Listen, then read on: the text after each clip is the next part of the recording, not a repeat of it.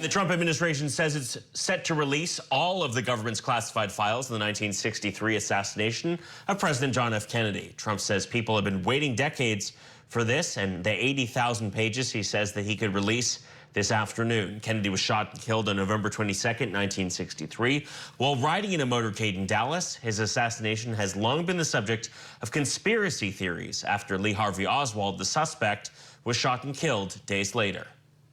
Joining us now, Jefferson Morley, author of JFK Facts and a former Washington Post reporter. What are the biggest unanswered questions that these unredacted files could actually answer?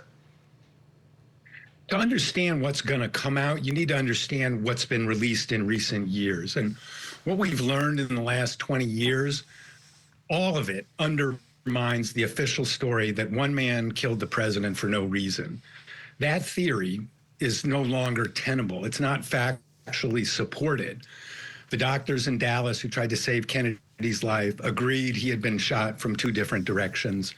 The CIA knew far, far more about Lee Harvey Oswald than they ever told any investigation. So those are the areas where I think, we can learn something, particularly about the CIA and Lee Harvey Oswald. That story was totally buried by the Warren Commission. It was not known to congressional investigators in the 1970s. It's really only been learned in the last couple of years. And so this is the area where there's potential for a real breakthrough if we see the documents. Of course, the documents were promised today and we still haven't seen them.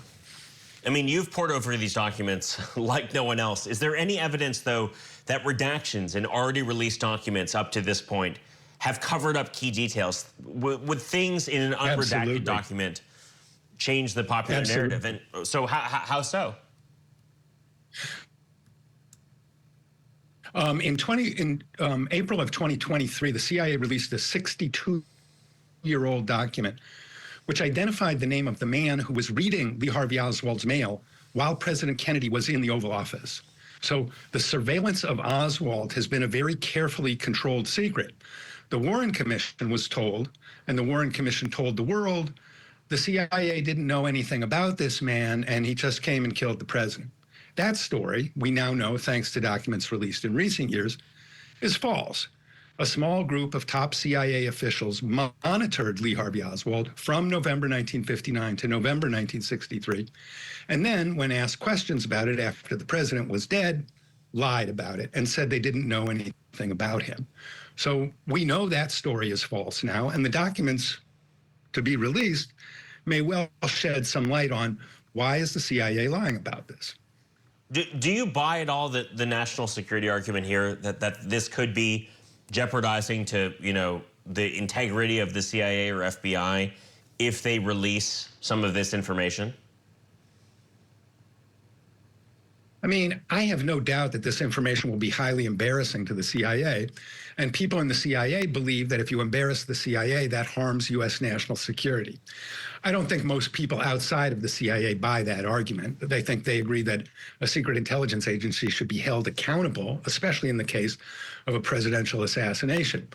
There's not 80,000 names of sensitive agents in those documents. There may be a handful of names, but, the classification, the national security justification for withholding information, that is so often abused that the law that is in effect now, the JFK Record Act, says that's no longer a valid objection, okay?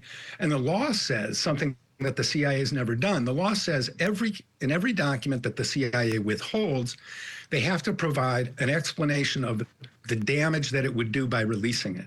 And they have to do that for every single document.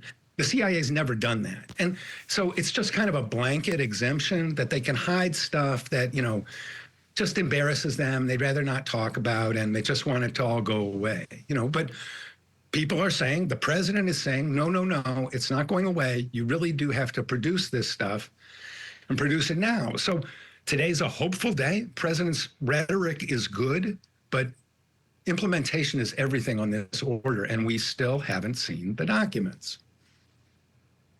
For someone who's a citizen sleuth, someone who's able to log on to archives.gov, try and take a look, if these documents are in fact released today, what would you suggest looking for? What will you, the second this is posted, I presume that you'll be using the same computer you're using now to try and look into as many as possible. What will you be looking for? I'll look at some of the key names in the JFK story, top CIA officials who knew about Oswald before the assassination, people like James Angleton, David Phillips. So there's a lot of redacted information about these people. And then also, the major topics that run through the JFK story. CIA operations in Mexico City, CIA operations in Miami, CIA manipulation of the media. These are all the subject of redacted documents in this collection. So we're going to be drilling down kind of topic by topic to see what exactly is new about these key themes and key personalities in the events of November 1963. And look, I'm curious. We talked a lot about this during Trump's first administration, starting in 2017. We're now talking about it again now that he's back in office. As you noted, there were certain document releases during the Biden administration, but these really have, these document releases have become flashpoints in some cases for conservatives. Representative Anna Paulina Luna from Florida, a Republican from Florida, is someone who's pushed for these documents to be out there as well. Why do you think that these files have become such a flashpoint for conservatives? I mean, I think it's a flashpoint for everybody. I don't think that this is a partisan political issue. I'm not a MAGA supporter. I'm a liberal. And the readership of my publication is very diverse from right to left, and including the center. I think the reason this sticks around is the official story is not credible. And the evidence that has emerged in recent years undermines and contradicts it. So the official theory that one man came along and shot a president who he admired, that's not plausible anymore. So we need a better explanation of what happened on November 22nd. So people say, oh, well, Jeff, what's your theory? I don't have a theory. It's not my job to come up with a theory. It's the government's job to obey the law and release the records. I mean, it's really ridiculous that we're kind of talking about this and then the process is being dragged out. And frankly, it's getting a little suspicious. Is the CIA going to comply or not? The clock's ticking. We were promised stuff today. Now, I know things happen. People at the archives are being dragooned into scanning JFK documents all day. We know that. Lawyers at the Justice Department were scanning documents all last night, So they're trying to get something out. We hope that we see it. But until we see the documents, the CIA's record of malfeasance in the Kennedy assassination is so long and so consistent that they've lost the benefit of the doubt. They need to provide the records. Then we can talk about what it all means. But until we have full disclosure, something's wrong with our system. Because the people, the president, everybody wants full disclosure. Who's really opposed to this? Some people at the CIA? They need to get with it and realize it's time to obey the law. 61 years later, yet here we are still searching for answers. Jefferson Morley, author of JFK Facts, thank you so much for joining us.